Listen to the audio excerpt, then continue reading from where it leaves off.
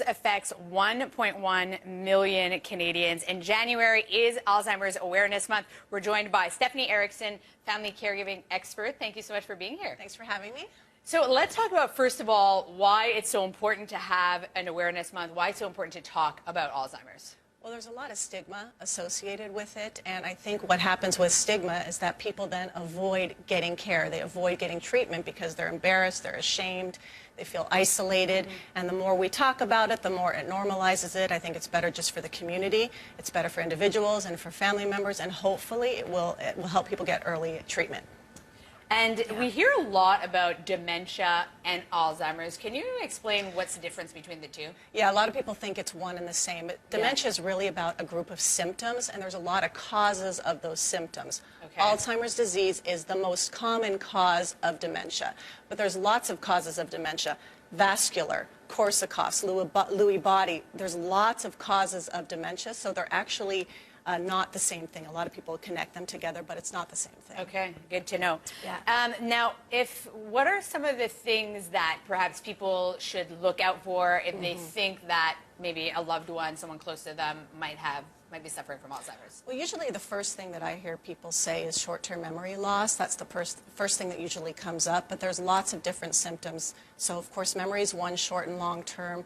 We've got confusion, so things like not understanding how to use a remote control, not sure how to use the phone, difficulty managing banking, getting lost somewhere, not recognizing a person, although that's usually in the later stages, language problems, so difficulty finding words, and things related to executive functioning, which would be judgment and decision-making, problem-solving, so things like, I can't make this recipe anymore, I can't follow along with the steps. And what do you suggest if someone is starting to maybe pick up on some of these things? What's the first thing they should do? Go see their doctor. Go see their doctor, but people are scared because as soon as you go, oh, I can't remember that word. I mean, even myself in the field, if I'm like, oh, what's that word again? I'm like, oh no, what does this mean? Yeah.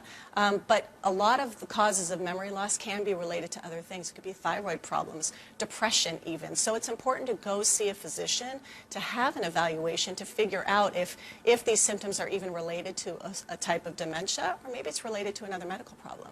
And if the family members are noticing, is it a good idea to bring this up? Because as you're saying, you know, it's a scary thing. There are still some stigma, so it could be something difficult to talk about also. It's very difficult, but people have to talk about it. And yes, I think you should bring it up to somebody.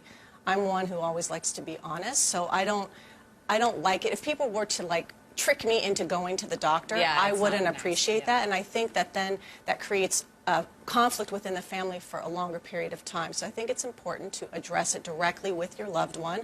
I'm concerned about these things. Let's go to the doctor. Let's have an evaluation. But I have to say a lot of people resist going to the doctor. They don't want to be given that diagnosis, and so people wait and wait and wait. But if they go earlier, there are some medications that can help to just prolong the progression of, it doesn't take it away, but at least it can alleviate some of the symptoms for a while. So early intervention is very important. So, yeah, very important, that early diagnostic. Yeah.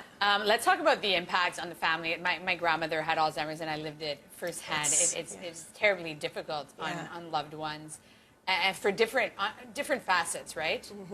Yeah, I mean, of course, there's the financial strain because you're having to bring care and support into the home, or sometimes even supplementing or paying for care outside of the home. But then there's the emotional and psychological impact. There's the physical fatigue. It's non-stop, 24 hours a day. Yeah, and sometimes a person oftentimes has difficulty sleeping, so then it's interrupting our sleep cycle, which makes us more exhausted, more prone ourselves to medical problems.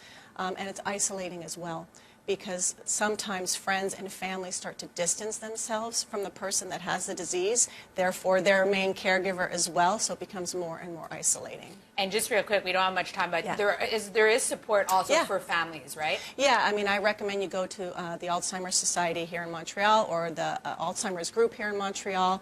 Certainly the CLSC has some social workers that can assist as well.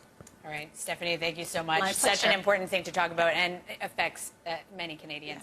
Thank you. You're welcome. Stay with us. We are going to have a full look at weather and what's making headlines coming up next.